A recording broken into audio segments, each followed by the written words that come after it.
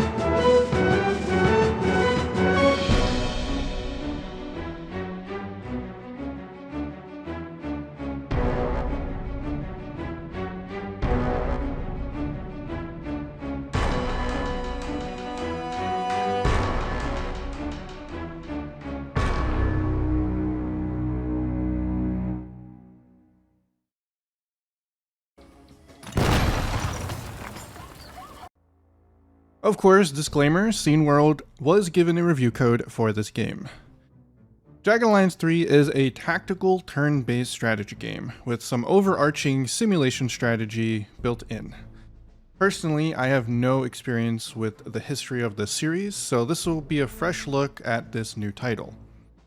I do have some experience with isometric ARPGs and tactical games, however. I love Fire Emblem and have recently been playing a lot of Baldur's Gate 3. Now here in Jagged Alliance 3, you are in command of a global mercenary organization who have been hired to help the fictional country of Grand Chien by rescuing their president, who has been kidnapped by a paramilitary faction called the Legion. Now, as serious as all that sounds, the game could not be any less serious. The overall atmosphere is that of an 80s action movie with both the positives and many negatives of the writing from that era. You might have plenty of amusing one-liners and plenty of awesome explosions, but the game is not sure to forget the womanizing or misogyny that came along with it from those times. This vibe personally didn't work that well for me. The cliches were rarely funny, and the constant dialogue quickly overstayed its welcome, making playing the game quite a drag. Now, I will touch back on this later when I discuss the mercs in detail, but I wanted to mention that here. Anyway, the bombastic nature of those old action movies is going to be the name of the game, and we now have our task. So it's up to us to hire the right mercs for the job and get to blasting bad guys.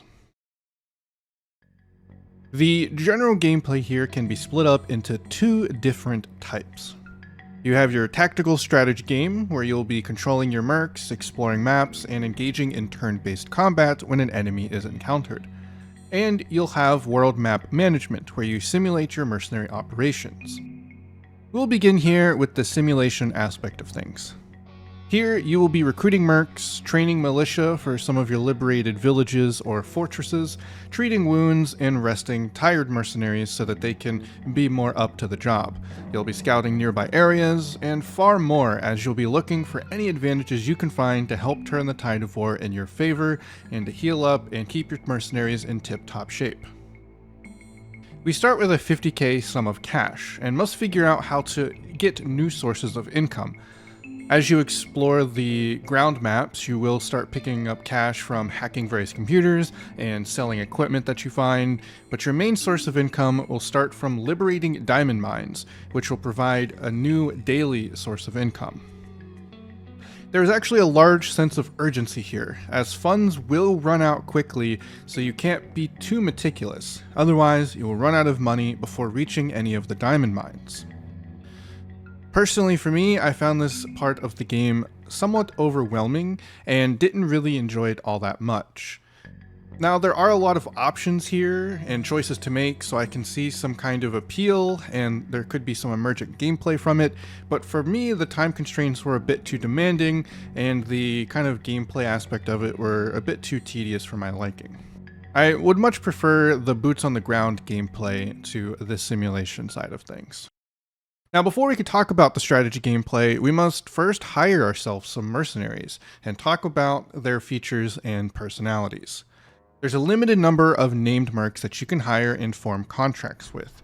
Mercenary contracts will have a time limit on them, so you must renew them when they expire, or it's goodbye to that merc. This is where a lot of the struggles can begin if you're not being swift with your tasks and procuring new income, as you'll soon start running out of units to do your tasks with. I was very close to losing most of my units during my playthrough because I ran low on money and I wasn't able to renew their contracts any further, and it would have left me in a seemingly unrecoverable situation. I basically had no other way of accruing cash, and so this would have likely forced me to restart if I didn't succeed my very next mission because all of my mercenaries were going to be gone. My contracts were done.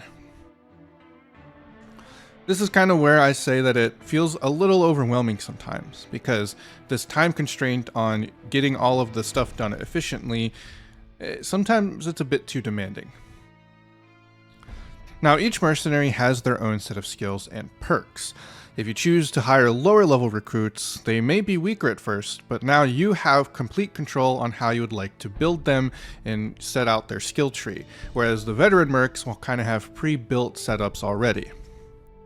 This element of the game actually did surprise me a little bit. There are many RPG elements to the game where each merc will have their own sets of stats and specialties, and occasionally as you're exploring, mercenaries will have to perform stat checks to determine if certain actions are successful or not. For example, if you're searching around nearby plants, a wisdom check might pop up in order to find some herbs to add to your medical kit. Alongside stats and builds, each mercenary will also have their set of personalities, and unfortunately, there's a lot of outdated 80s stereotypes. This for me is probably the biggest criticism I have of the game. The dialogue and writing for some of the mercs were just not that fun. One of my mercs just wanted to be Arnold Schwarzenegger, for example, and while some of the one-liners had me chuckling a little bit, it eventually became too much, as the dialogue prompts would just happen over and over and over again. Another character was this female medic who was overly sexualized in her personality by saying things like "release my nudes" when she fell in battle. Now, I don't think I'm gonna make it. Tell my agent, release the nudes. And just being a ridiculously over-exaggerated female stereotype. As another example, when she heard we were going to find diamonds, she was quick to comment, "Now you're speaking a woman's language." Even my partner who was watching me play one day was somewhat getting uncomfortable with the way she spoke and the dialogue choices that they gave her. Now, I also happened to recruit a mercenary that she liked, hoping for, maybe some morale buffs as they're working together, but instead, I just got them mentioning how turned on they were all the time and wanted to do the naughty. Hey there, foxy lady. How's about you and me sneak off into the bushes and you can show me how you like to hunt for nuts? Oh, then maybe we'll find a couple of melons, and you can show me how you determine if they're ripe. Sure thing, baby. I think I've got just the right tool for the job. Come on. Occasionally, they were harmless comments, and I'd shake my head and give maybe a slight chuckle, but they just happened all too frequently.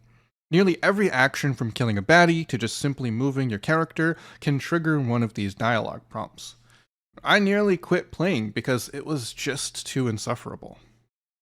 Inserting bad cliches into something and claiming that you're making fun of it, haha, that's not actually subversive, and it's just putting bad cliches in your media. The writing makes no attempt to call out or make critique of this kind of dialogue in any fashion, or satire it in any meaningful way. It just exists. These tropes are outdated for a very good reason. Thankfully, I recruited new mercs much later that were far, far less exaggerated, and it helped make me enjoy the game significantly greater, which I'm happy about because now we can talk about my favorite aspect of the game, the tactical combat. So once you've worked through the simulation and recruited the mercenaries of your choosing, you can now deploy your hired mercenaries onto chosen battlefields. Each square on the overworld map is its own battlefield. Once deployed, you can start controlling them as though it's a real-time strategy game where you would highlight the units and right-click to move them. This is kind of the exploration mode, and here you'll search around for loot and other interactable objects. There'll be various money, ammo, scraps, or parts that can be used to upgrade weapons, armor, etc., and you can start tricking out your units to give them any possible advantage you can find. If you're in a town, you can communicate with some townsfolk and find various quests, and if you're on any of the uninhabited places, you might run into some baddies, and you're now going to be tasked with either avoiding them or eliminating them.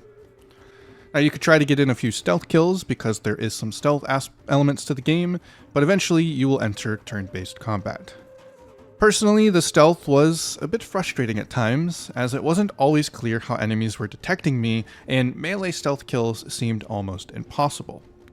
Now, I was able to circumvent this issue with some silent weapons, and it was still an effective way to pick off a few enemies before entering battle, but I think the stealth system in general could have used a lot more polish. For example, I think they could have also added a nice feature to set up multiple stealth kills at the same time by coordinating shots with two different mercenaries. One mercenary would shoot guy A, and your second mercenary could shoot guy B, for example. Once the battle properly begins, though, the enemy will get a single turn to position themselves and move behind cover. There won't be any firing in this turn, it's just a positioning round. Once that round is complete, the player will now get the first real turn of combat. At the start of each turn, your characters will have a resource known as action points, or AP, to do a variety of, well, actions. Moving and shooting are ubiquitous amongst all of the mercenaries, but some will have special abilities as well. It is up to you to move between cover, find tactical advantages, and, of course, rout the enemies. Now, it did take me a little while to kind of grasp, but there is a decent amount of depth into this turn-based system. You are able to shoot different body parts for different effects, and you can use your AP to set up various Overwatch zones, which will shoot an enemy on their turn if they walk through that zone.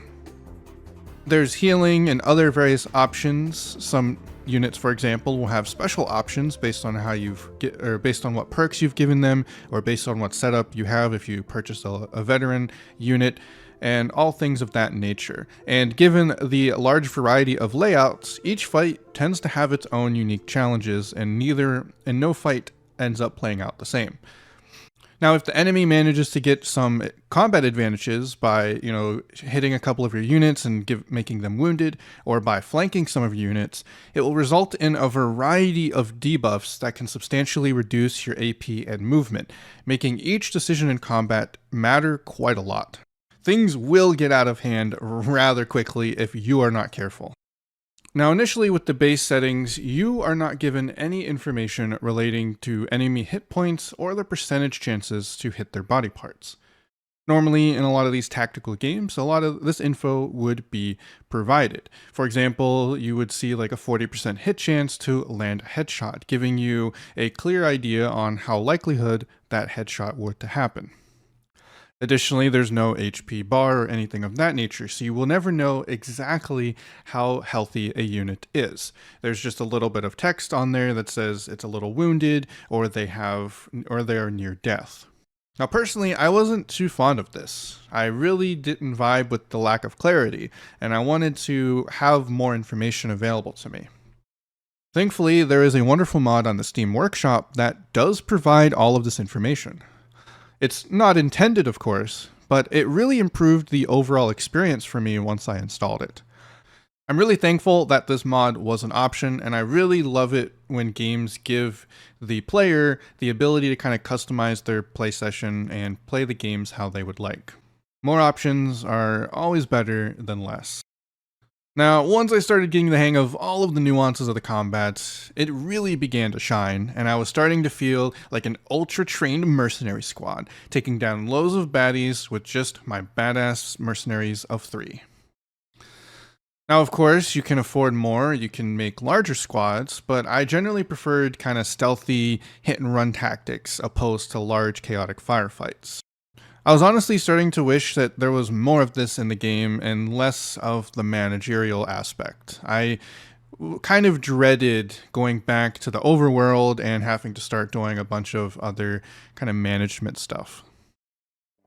Now, in conclusion, I had a good time with the game, and I see a lot of potential here. Aside from the ultra cringe writing and outdated stereotypes, this game was really fun to play. Now, for me personally, I wasn't hooked enough to continue any further than I did, but I can certainly see an appeal here, especially in the gameplay, and would easily recommend it to anyone who have completed XCOM or any of the similar strategy games and are still looking to scratch that turn-based itch. With just a tad bit more polish, I can actually see a fantastic sequel that would really shine.